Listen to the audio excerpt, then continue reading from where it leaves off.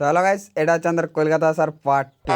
তো যারা এখানে পার্ট 1টা দেখে আসেন দেখে আসে পার্ট 1টা। তো আমরা নেমেছিলাম হাওড়া স্টেশনে। হাওড়া স্টেশন থেকে সোজা আমরা চলে এলাম মেট্রো নিচে। তো আমাদের ওই আগে দাদাটা সব কিছু জানে, তো মেট্রোর টিকিট মিকিট সব কেটে দিল। তো এখানে মেট্রোতে আমরা দাঁড়িয়ে আছি, মেট্রো কখন আসবে আমাদের। তো কারা কারা মেট্রো চেপেছে একটু কমেন্ট করে দাও। তো এখন পৌঁছে গেছি কলকাতা। তো দেখতে পাচ্ছ হলুদ হলুদ ট্যাক্সি মানে কলকাতা। তো কলকাতার আজকের এই দোকানটা থেকে আমার হ্যাপিনেস কিনবো, মানে আমার ক্যামেরাটা। তো এই যে আমার ক্যামেরার সিল কাটা হচ্ছে মোটামুটি। তো তারপরে এই যে দেখতে পাচ্ছ এত টাকা দিয়ে করে ক্যামেরা কেনা হচ্ছে, মানে একটু একটু খারাপ লাগছে। তো সে যাই হোক, এরপরে আবার ক্যামেরার ভিডিও আসা থাকবে, তো চাপ নেই। তো লাস্টে আমাদের ক্যামেরা ব্যাগ নিয়ে আমরা চলে গেলাম সোজা ইডেন গার্ডেনের সোজা, আমরা যে সোজা এসেছি।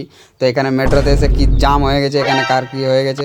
তো আরেকটা কথা, আমি আমার একটা ক্যামেরার নাম দিতে চাই, তো কি নাম দিলে ভালো হবে তো কমেন্ট করে জানিয়ে দাও। তো এই যে আমরা হাওড়া ব্রিজের নিচে এসেছি, কিছু ফটো শুট করবো। তো আমাদের ট্রেন আসতে কোনো লেট আছে। তো এই যে ট্যাং ম্যাং দেখতেই পাচ্ছ, এই যে আইফোনটা ছিল ওই দাদাটার, আর আমার এই ক্যামেরা ব্যাগটা কিনতে অনেক টাকা চলে গেছে। তো টোটাল কত টাকা নিল এটা যদি জানতে চাও তো কমেন্ট বক্সে কমেন্ট করো। তো হাওড়া ব্রিজের এই ভিউ আর সাথে এই ক্যামেরাটা, মানে আমাকে খুব খুশি লাগছে, মানে বুঝতে পারছো আমার কথা শুনে। তো আমি অত প্রফেশনালি এখনো পর্যন্ত ফটো শ্যুট করতে জানিনি। তো আমার এই দুই দাদা এরাই জানে সব কিছু। তো আস্তে আস্তে দেখছি এখানে তো হেলিকপ্টারের মতো বড় বড় পাখা করছে। তো মোটামুটি সারাদিন ভিডিও করতে করতে আমার ফোনের ব্যাটারি সব শেষ হয়ে গেছিল। তো এখানে এই ব্লগটা শেষ করছি, আমার ফোনের চার্জ ছিল না তাই। তো টাটা, আসছি আরো নতুন ব্লগে।